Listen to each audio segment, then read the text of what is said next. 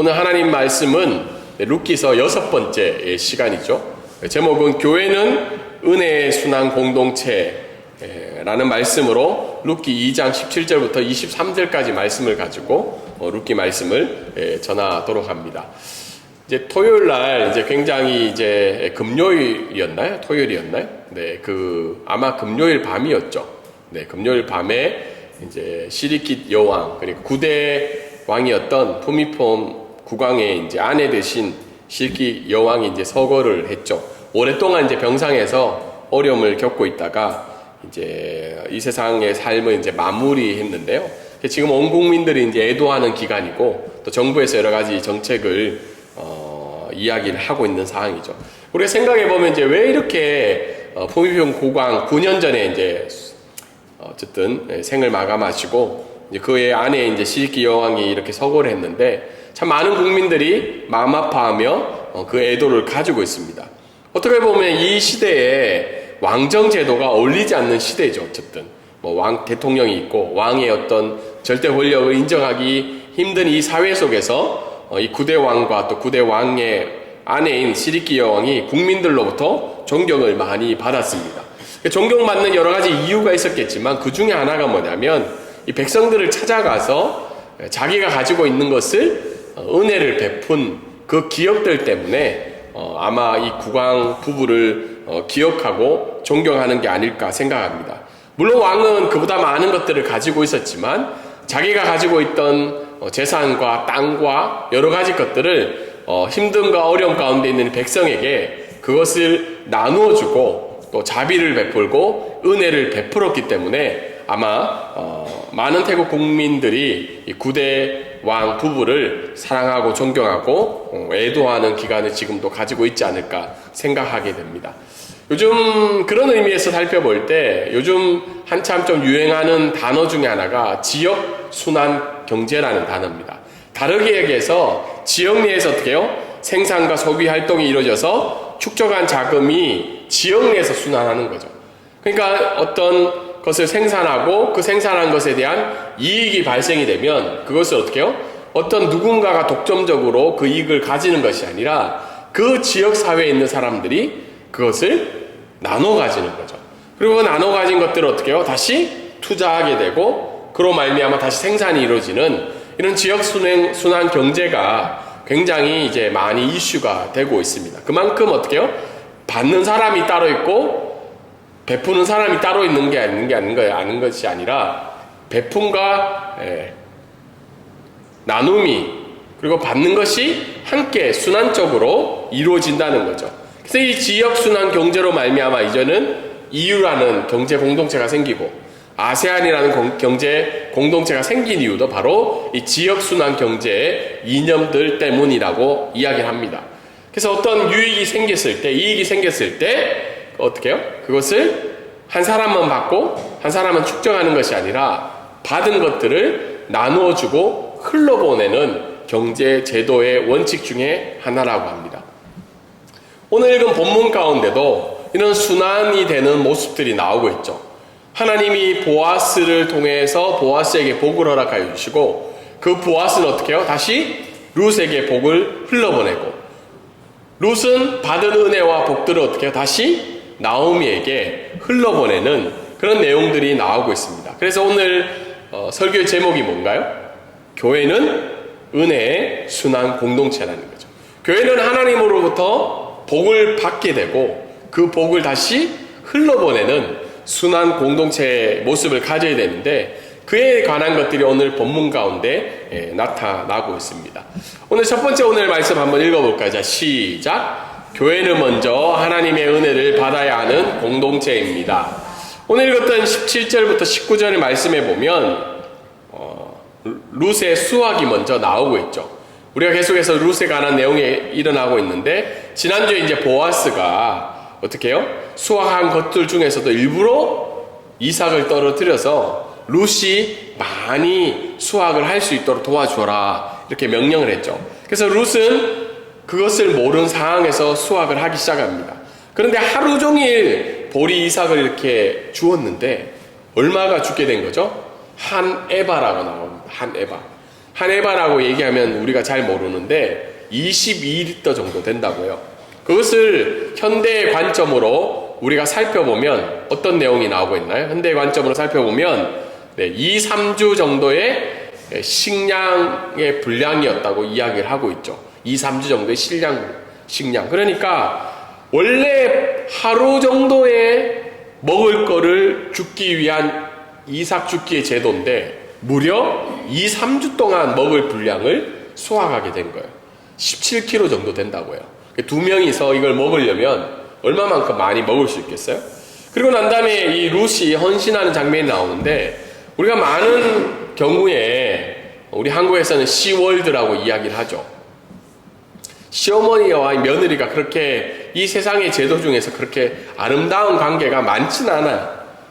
여러 가지 어려움들 때문에. 근데 룻은 어떻게 해요? 다시 한 번 더 시어머니에게 헌신하는 장면이 나오죠. 그 수확한 것들을 어떻게 해요? 어머니에게 보여드리고, 그리고 자기가 어떻게 해요?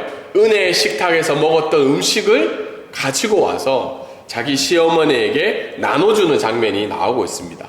우리가 성경의 인물을 살펴보면 야, 룻은 당연히 그렇게 해야 되지 라고 생각할 수 있지만 룻도 어떻게 해요? 인간이죠. 여러 가지 마음에 갈등이 일어날 수 있는 상황 속에서도 룻은 계속해서 변함없는 헌신을 이 시어머니 나오미에게 보여주고 있는 장면이 나오고 있습니다. 그러자 이 나오미가 굉장히 어떻게 해요? 놀라죠. 룻이 수확한 그 보리 자루를 보니까 너무 많은 거예요. 요만큼 주워올 줄 알았는데 이만큼 가져온 거죠. 그래서 나오미가 질문하죠. 이거 누가 줬냐? 누가 너에게 이 일을 허락해 줬냐라고 이야기를 합니다. 그래서 룻은 어떻게 해요? 어떤 사람이 일하게 해줬는데 그 사람이 누구라는 거예요? 보아스라고 오늘 대답을 하고 있는 장면이 나오고 있습니다.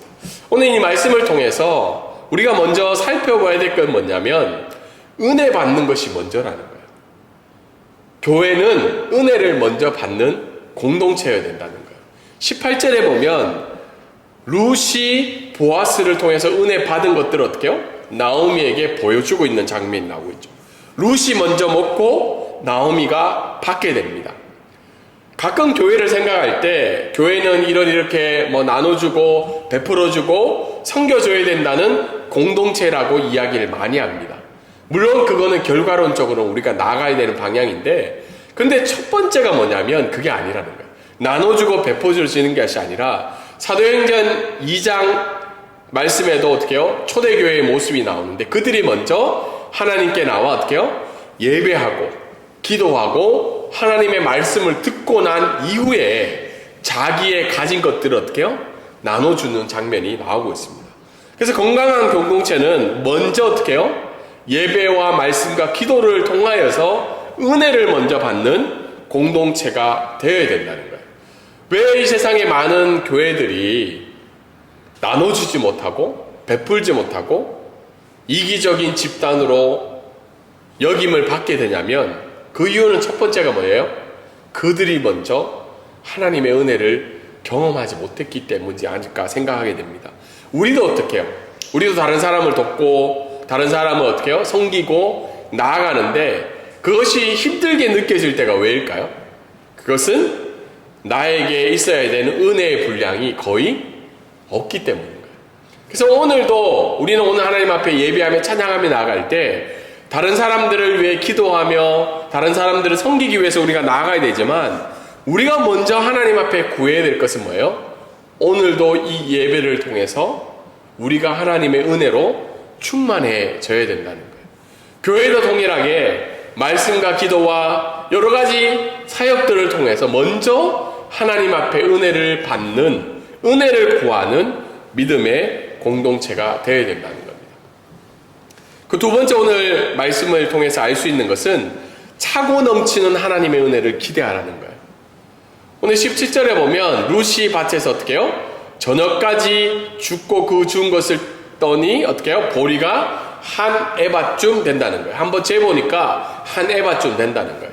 앞에서 설명을 드린 것처럼 보리 이삭 제도는요, 고아와 가부와 나그네를 위해서 어떻게 해요? 생명을 유지하는 제도예요. 그러니까 하루 주어서 하루 먹는 제도가 바로 보리 이삭 제도죠. 그렇기 때문에 보리 이삭 제도는 주인, 그 밭의 주인에게도 그렇게 어려움을 주지 않고 죽는 사람들도 어떻게요? 하루 생명을 유지할 수 있는 유익한 제도죠. 근데 그 제도를 뛰어넘어서 어떻게 해요? 지금 룻이 거두어들인 보리 이삭의 양이 얼마나 거예요? 17kg나 된다는 거예요. 17kg. 엄청난 양인 거죠. 여러분, 저희 집도 쌀을 한 2주에 한 번씩 사는 것 같아요. 그러면 얼만큼 사냐면 5kg 한 포대를 사요. 그리고 뭐 이렇게 잡곡밥도 사기도 하는데, 흰쌀은 한 달에 한 10kg 정도 사나? 뭐 그렇게 생각이 들어요. 그럼 17kg가 두 명이서 먹는다는 건 엄청난 양인 거죠. 그리고 보리 이삭을 한번 생각해 보세요. 그 이삭 하나가 무게가 얼마만큼 되겠어요? 몇 그램이 될까요? 몇 그램조차도 안 되겠죠. 너무 가볍고 조그만 것이기 때문에. 그래서 이런 것들을 생각해 볼 때 우리가 구원의 풍성한 은혜를 한번 생각해 보면 가끔 우리는 착각할 때가 구원은 하나님의 은혜의 시작점이지 하나님의 은혜의 종착점이 아니라는 거예요. 우리가 생각해 보면 죄에서 구원받은 게 너무 놀라운 은혜죠. 기쁨이고 감사한 일이에요. 근데 그 하나님의 구원의 은혜의 모습은 우리가 하나님께로 받을 것의 뭐라는 거예요? 시작점이라는 거예요. 근데 오늘날도 많은 사람들이 그 하나님이 구원해 주신 그 시작점을 종착점으로 여기고 살아갈 때가 많다는 거예요. 시작점이라는 건 뭐예요? 출발하는 거죠. 족착점을 향해서 날마다 부어주시는 그 하나님의 구원의 은혜, 특별히 하나님과 자녀됨의 그 은혜를 누리며 살아가야 되는데, 오늘날 저희들의 모습을 살펴보면 안 그러신 분도 계세요. 안 그러신 분도 계신데, 저의 모습을 살펴보면 어떻게 해요? 시작이 되면 점점점 몸이 자라서 건강해지고 풍성해져야 되는데, 풍성해져야 되는데 어떤 모습을 가지고 있나요? 자라지 못하고 누리지 못하고 항상한 뼈만 남아있는 모습이 우리들의 모습이지 않을까 생각해 봅니다. 그래서 고린도 후서의 말씀에 보면 하나님이 능히 모든 은혜를 너희들에게 넘치게 하시나니 라는 말씀이 있죠. 그래서 오늘도 우리가 예배를 드릴 때 그냥 시작점에 불과한 구원의 은혜를 뛰어넘어서 말씀과 기도와 찬양을 통해서 어떻게 해요? 차고 넘치는 그 하나님의 은혜를 기대하며 나아가야 된다는 거예요. 그리고 더더욱 예배 시간뿐만 아니라 어떻게 해요? 일상의 삶들 가운데 이 은혜를 누리는 자가 되기를 주님의 이름으로 소망합니다. 특별히 우리 방콕 브릿지 교회 여러 가지로 많은 것들이 부족하죠. 특별히 숫자적으로도 부족하고 예배 드리는 사항들도 부족하지만 하나님이 우리에게 주시는 것은 이런 여러 가지 환경적인 요소가 아니라 우리 예배를 통하여서, 우리의 만남을 통하여서, 우리의 기도의 모습을 통하여서 하나님은 더욱더 우리에게 많은 은혜를 부어주시기를 원한다는 겁니다. 그리고 이 말씀을 통해서 우리가 알 수 있는 것은 보아스를 만나는 공동체가 되어야 된다는 거예요. 19절에 보면 그 룻이 가지고 온 보리자루를 보고 나오미가 엄청 놀라죠. 그냥 놀랐겠어요? 그냥 한 주먹 정도 주워올 줄 알았는데 이만큼 주워온 거예요. 그러니까 나오미가 깜짝 놀라면서 이 일을 누가 했냐, 다르게 얘기해서 이거 누구로부터 시작된 일이냐라고 이야기를 하죠. 왜냐하면 누가 도와주지 않으면 불가능한 일이기 때문에. 그래서 룻이 이렇게 대답하죠. 이 모든 일의 시작은 보아스와의 만남을 통해서 이 일이 시작이 되었다고 이야기를 하고 있습니다. 교회 공동체가 무엇을 해야 될까? 먼저 하나님으로부터 복을 받고 은혜를 받아야 된다는데, 그러면 가장 귀한 복과 가장 귀한 은혜가 뭘까? 그것은 바로 누구를 만나는 거예요? 보아스를 만나야 돼요. 근데 여기에서 말하는 그 보아스가 누구일까요? 바로 예수 그리스도라는 거예요. 오늘도 우리가 하나님 앞에 예배를 드리며 나아갔지만 우리의 삶들 가운데는 어떻게 해요? 기쁨과 소망과 감사함도 있지만 많은 부분에서 우리에게는 어떻게 해요? 아직도 배고픔과 절망과 어려움이 우리의 삶들 가운데 있어요. 그래서 이 교회를 통해서 우리가 만나야 될 것은 우리끼리의 위로와 여러 가지 격려와 교제도 필요하지만 더 중요한 것은 보아스를 매 주일마다 날마다 만나는 믿음의 공동체가 필요하다는 겁니다. 그래서 교회 공동체는 많은 사람들이 이 자리에 나왔고 뜻하지 않는 사람, 기대하지 않는 사람, 저희 교회도 이렇게 여러 사람들이 방문해 오잖아요. 그럼 저는 그렇게 많이 봐요. 여행을 와서 행복하고 기쁘고 감사한 사항들도 있지만 또 그분들 삶들 가운데 어려움과 고통과 좌절과 기도의 제목들이 함께 있는 것을 발견하게 됩니다. 그랬을 때 이 방콕 브릿지 교회가 가장 우선적으로 해야 될 게 뭐예요? 그들과 함께 보아스를 만나야 된다. 예수 그리스도를 만나고 우리 공동체를 통해서 하나님을 더욱더 깊이 만나는 은혜가 있게 하는 공동체가 하나님이 기뻐하시는 공동체라는 것을 발견하게 되었습니다. 두 번째 오늘 말씀을 통해서 우리 한번 읽어볼까요? 자, 시작. 교회는 하나님께 받은 은혜를 세상으로 흘려보내는 공동체라는 겁니다. 20절과 23절에 이렇게 나오고 있죠. 나오미의 고백이 나오죠. 룻에게 은혜를 베푼 사람을 위해서 어떻게 해요? 축복을 하고 있죠. 그리고 나오미가 그 지칭한 그가 있죠. 그가 여호와로부터 복받기를 원하노라. 사실 1차적으로는 그가 보아스를 지칭하고 있는 장면인데 많은 성경학자들이 두 개를 같이 지칭하고 있다고 해요. 하나는 보아스고 하나는 뭐예요? 그 복을 허락하신 여호와 하나님을 지칭하고 있다라고도 이야기를 하고 있습니다. 그래서 나오미가 그가 복을 받기를 원하는데 왜 그가 복기를 받기를 원하냐면 그는 어떻게 해요? 살아있는 자와 죽은 자에게 은혜를 베푸는 사람이라고 얘기했죠. 살아있는 자는 누구를 지칭할까요? 나오미 자신을 지칭하고 있고 죽은 자는 누구를 지칭하고 있을까요? 자기의 남편인 엘리멜렉과 그의 아들들을 이야기하고 있죠. 내 상황이 어떻게 해요? 지금 죽은 자도 있고 살아있지만 마라와 같은 삶을 살고 있는 나에게 하나님은 어떻게 해요? 기억하시고 은혜를 베풀고 있다고 오늘 나오미는 이야기를 하고 있습니다. 그러면서 나오미가 룻에게 또 이야기를 하고 있죠. 그 사람, 그 보아스는 어떤 사람이라는 거예요?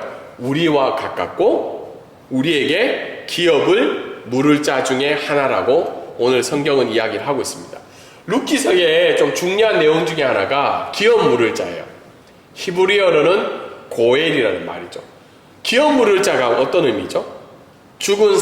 자기 친척이 죽은 사람의 재산을 취해서 돌보는 사람일 수도 있고 죽은 사람의 가족, 특별히 미망인을 어떻게 해요? 자기 아내로 삼아서 그 삶을 이어갈 수 있도록 돕는 제도가 기업 물을 자의 태도이죠. 기업 물을 자의 제도에 대해서 나오미가 이제 발견을 한 거예요. 야, 우리도 드디어 기업 물을 자를 발견했다. 그리고 기쁨의 모습을 취하고 있습니다. 그러면서 21절에는 어떻게 나와요? 룻이 그 사람이 그것뿐만 아니고 또 다른 은혜를 베풀었는데 어떤 은혜를 베풀었어요? 추수를 다 마칠 때까지, 오늘뿐만 아니고 추수를 다 마칠 때까지 이 은혜를 베풀었다고 이야기를 하고 있습니다. 그리고는 그 주인이 남자 하인들과 가까이 있으라고. 왜 남자 하인들과 가까이 있어야 될까요? 지켜줄 수 있고 보호해 줄 수 있으니까. 그 당시에도 사사기 시대에 보면 여러 가지 악행들이 많이 일어나고 있죠. 성적인 문제들도 일어나고. 그래서 자기의 하인들이 어떻게 해요? 룻을 보호해 줄 수 있으니까 가까이 있으라고 이야기를 한 겁니다. 그래서 나오미가 어떤 대답을 하나요? 여자 하인들과 지내라. 그래도 여자 하인들과 지내고 다른 밭에 가서는 이제는 일하지 말라. 보아스의 밭에만 일을 하라고 이야기를 합니다. 그래서 룻은 마지막으로 어떤 행동을 하고 있나요? 여자 하인들과 지내며 인내를 가지고 추수를 마칠 때까지 매일매일 가서 그 이삭을 줍고 있는 장면이 나오고 있습니다. 더불어서 어떻게 해요? 그 시어머니를 계속해서 복양하고 있는 장면이 나오고 있죠. 오늘 이 말씀을 통해서 우리가 몇 가지를 또 생각해 보면 하나님의 교회 공동체는요, 하나님의 손을 보게 해주는 공동체라는 거예요. 20절에 보면 나오미는 드디어 어떤 손을 보게 돼요? 하나님의 선한 손을 보게 돼요. 자기 가정이, 자기 가문이 망했는데 실제적으로는 하나님이 그곳 가운데도 역사하고 있다는 것을 눈을 들어서 보게 된 거예요. 1장에는 나오미는 어떻게 해요? 자기 인생을 어떻게 이야기하고 있나요? 말하라고 얘기했죠. 쓴맛 나는 인생, 망한 인생이라고 얘기했는데 2장에는 드디어 나오미가 누구를 바라봐요? 하나님을 바라보고 있어요. 죽은 자와 산 자를 돌보시고 그를 통해서 우리 가문을 인도해 주시는 그 하나님을 발견하게 된 겁니다. 그래서 보아스와 룻을 통해서 나오미는 어떻게 해요? 텅 빈 삶에서 조금의 이제 소망을 가지게 되는 모습을 보게 됩니다. 그래서 여러분, 교회 공동체는 함께 예배하며 신앙생활하는 사람들에게 뭘 보여줘야 되는 공동체예요? 이 세상에서 가장 귀한 은혜, 가장 귀한 복인 하나님의 선한 손을 바라보게 하는 공동체가 되어야 된다는 겁니다. 더더욱 우리가 함께 예배하며 고백하며 나갈 때 어두워져 있던 각자의 눈들이 다시 한 번 더 어떻게 해요? 이 교회 공동체를 통해서 눈이 밝혀지게 되고 그 눈이 밝아짐으로 말미암아 누구를 바라보게 돼요? 하나님의 선한 손을 보게 하는 공동체가 되어야 된다는 겁니다. 저는 많은 사람들이 저희 교회 예배에 들어오면서 여러 가지 이야기를 많이 하셨는데 그래도 가장 기뻤던 말이 이 예배를 통해서 하나님의 은혜를 경험하게 되었다는 말이었어요. 사실 저희 교회를 보면 예배팀도 없고 유튜브를 통해서 방송을 하고 또 성도들이 그렇게 많지 않고 분위기가 휑할 수 있잖아요. 그런데 그래도 많은 분들이 함께 예배 드림으로 말미암아 마지막에 돌아가면서 얘기하는 게 오늘 하나님 기뻐하시는 예배를 드린 것 같아요. 사실 그분들이 저희들에게 굳이 그렇게 이야기하고 갈 필요가 없잖아요. 근데도 마지막에는 그런 얘기를 많은 것을 이야기를 할 때 그래도 하나님이 기뻐하시는 공동체의 요소가 있거나 그게 뭐예요?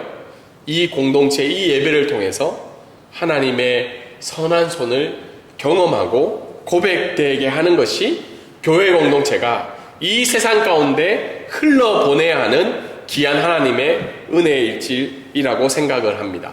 두 번째 오늘 말씀을 통해서 우리가 알 수 있는 것은 우리는 누구의 기업 물을 자인가 라는 거예요. 20절에 보면 보아스의 행동과 이야기를 듣고 나오미는 그 사람이 누구라는 거예요? 보아스가 바로 우리의 기업 물을 자라고 이야기를 하고 있죠. 기업 물을 자라는 뜻은 히브리어로 고엘이라는 뜻이고 지금 우리의 한국말로 이야기하면 구원자라는 뜻이에요. 다르게 얘기해서 보아스는 마라의 삶을 어떻게 해요? 살아가는 나오미와 룻에게 하나님의 은혜를 흘러보내며 구원을 베풀 구원자의 역할을 하고 있다는 겁니다. 근데 교회 공동체도 우리끼리 좋고 우리끼리 행복하는 것도 좋지만 이 세상에서 어떻게 해요? 상처받고 좌절 가운데 있고 아무런 소망이 없고 무엇보다도 하나님을 모르며 살아가는 그 어둠의 삶에서 하나님을 알게 되고 예수 그리스도를 발견하게 되는 그 복된 삶을 교회를 통해서 얻어야 되는데 우리 자신도 어떻게 해요? 보아스처럼 하나님의 선한 손을 보게 하고 예수 그리스도를 고백해야 하는 하나님의 기업 물을 자의 삶을 살아가야 된다는 거예요. 때로는 어떻게 해요? 이 사회 속에서 내 직장 가운데 내가 처한 곳에서 어둠과 좌절과 낭망이 있는 사람들에게 우리들의 삶이 누군가에게는 뭐가 되어야 된다는 거예요? 기업 물을 자의 삶을 살아가야 된다는 겁니다. 왜 많은 사람들이 우리가 예배하며 선한 삶을 살아감에도 불구하고 교회를 불편하게 생각하고 비판적인 시각으로 살아갈까요? 그것은 바로 하나님이 우리에게 중요한 삶의 방향 중에 하나인 기업 물을 자의 삶을 살고 있지 않다는 거예요. 이 세상 사람들이 우리를 볼 때 많은 사람들은 어떻게 해요? 굉장히 이기적이고 너희들 안에서 행복하고 너희들끼리의 리그를 가지고 있다고 비판하고 있죠. 근데 오늘 하나님의 말씀은 교회뿐만 아니라 이 세상 가운데도 우리는 어렵고 힘들고 좌절 속에 있는 누군가에게 기업 물을 자의 삶을 살아가라고 오늘 말씀은 이야기를 하고 있습니다. 오늘 말씀을 통해서 마지막으로 우리가 알 수 있는 것은 22절과 23절을 통해서 믿음의 인내를 감당하는 공동체예요. 22절에 나오미가 이렇게 이야기하고 있죠. 야, 이제 너 딴 데 가지 말고 그 보아스의 여자 하인들과만 살아가라. 그러자 룻은 그 시어머니의 이야기를 듣고 어떻게 해요? 소년들을 가까이 하지 않고 소녀들과만 가까이 하고 있죠. 여러분, 이게 쉬울까요? 쉽지 않을까요? 이게 의도성을 가지고 노력하지 않으면 이 소녀들과 계속해서 지내는 것도 쉬운 일이 아니라는 거예요. 우리는 그냥 굳이 그렇게까지 해야 되냐. 그냥 가서 이상만 죽으면 되지. 누가 옆에 있는지. 저는 그걸 보면서 야, 룻이 자기의 일하는 곳에서 물론 나오미가 제안한 일이지만 그 어떤 기준과 윤리를 가지고 일을 했구나라는 것을 발견하게 되었습니다. 그리고 주의 깊은 태도를 가지고 언제까지 일을 했다는 거예요? 추수할 때까지 이삭 죽기를 했다는 거예요. 여러분, 우리가 알고 있는 대로 우리는 누군가의 기업 물을 자로 하루는 살아갈 수 있어요. 그렇지 않나요? 하루는 되어줄 수 있는데 이삭을 추수가 끝날 때까지 하는, 몇 달 동안 하는 건 어떨까요? 쉬운 일일까요? 쉬운 일이 아닐까요? 쉬운 일이 아니에요. 우리가 누군가의 하나님을 보게 하고 받은 것들을 흘러보내는 일들이 하루는 할 수 있고 일주일은 할 수 있고 한 달은 할 수 있어요. 근데 그 일들을 어떻게 해요? 믿음의 인내를 가지고 계속해서 교회가 그 역할을 한다는 건 감당하기 어려운 일들 중에 하나라는 겁니다. 그래서 오늘 말씀을 통해서 알 수 있는 것은 받은 은혜를 흘러보내는 일은 이례적인 일이 아니라는 거예요. 그리고 쉬운 일도 아니라는 거예요. 그렇지만 하나님은 오늘 성경은 믿음의 인내를 계속해서 너희들이 감당하라고 이야기하라고 합니다. 그래서 주님 오실 때까지, 그날까지 우리 교회 공동체는 은혜의 순환 공동체의 길을 계속해서 걸어가라고 오늘 말씀은 이야기를 하고 있습니다. 저도 이 믿음의 인내, 이 나오미가 이야기한 것을 볼 때, 야, 진짜 너무한 거 아니냐. 자기는, 이삭 추호를 가지도 않고, 그 룻에게 어떻게 해요? 조건을 걸잖아요. 제약을 걸고. 근데 그 룻이 나오미의 이야기를 들었을 때 어떤 마음이 들었을까? 야, 시어머니 너무하네. 너무한 거 아니냐. 저는 그래 생각했을 수도 있다고 생각하거든요. 근데 그 룻은 어떻게 해요? 자기의 역할을 인지했다고 생각해요. 그걸 좋은 말로 이야기하면 어떻게 해요? 하나님이 주신 그 은혜를 흘러보내는 순환 공동체, 기업 물을 자의 역할을 이 룻은 감당했다고 생각합니다. 저희 방곡브리지교회에 계속해서 예배드리며 하나님 앞에 나아갔지만 저는 이 공동체를 생각할 때 우리 안에 복을 가둬놓는 공동체가 아니라 누가 이 자리에 나와도 그 복을 함께 누리고 그 은혜를 함께 누리고 그 은혜를 이 세상 가운데 흘러보내는 귀한 믿음의 공동체가 되기를 주님의 이름으로 소망합니다. 마지막으로 오늘 말씀을 적용해 보면 먼저 우리 자신이 어떻게 해요? 풍성한 하나님의 은혜를 누려야 돼요. 받아야 돼요.